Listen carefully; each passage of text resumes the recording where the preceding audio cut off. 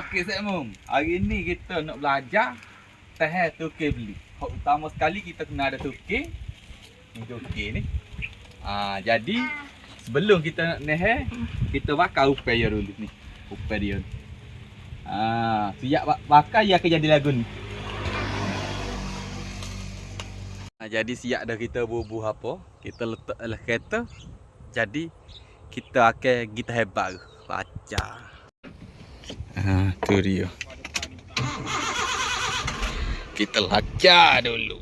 Selepas kita turun, kita akan ambil pitu tukir. Ni cara-cara dia kan nanti kita akan bubuh deh. Ada cara-cara dia ambil tukir upai dalam ni upai ni. Upai. Ni upai. Kita bubuh pakai bubuh dalam ni. Kita ambil tudung. Minta maaf dah. Moga uai ni tangga sebelah. Payah sikit. Kita akan bubuh. Ya. Kita akan bubuh dia dah lagi ni. Gitu. Beluk akan masuk ke ni. Syuk. Syuk. Mak tu wala. Kalau kita nak tahan dia, kita tolak upai dia bawah. Kita pun selai dia.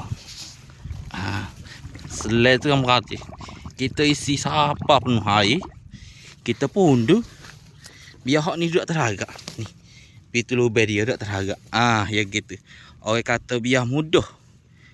Beluk nak ambil nyawa di atas. Baik. Kita plus hak ni berhabis dulu. Padi ni kita jang air. Tunggu sikit. Ya upai duduk tengah-tengah kau depan kau. Ya bubuh air pan hal tu. Bubuh air pan no. Pastikan ekor dia. Ekor dia gitu. Biar coking. Jangan selai. Ni coking lagu ni. Ni taktik dia.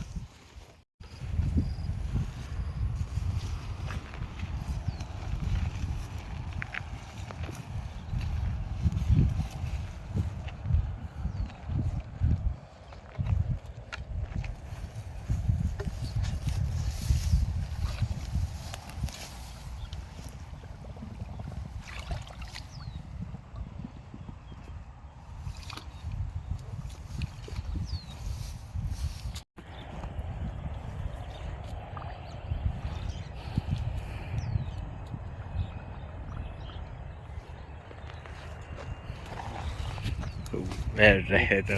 Selesai. Satu tempat. Jadi kita selesai dah. Uai teh sogo ni. Ngau teh sogo ni. Jadi ngau sebelah kiri. Uai sebelah kanan tu. Sebelah kanan. Dia tak leh ke apa ni.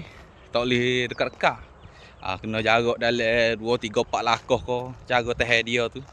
Nanti kita tunjuk sekali lagi deh video.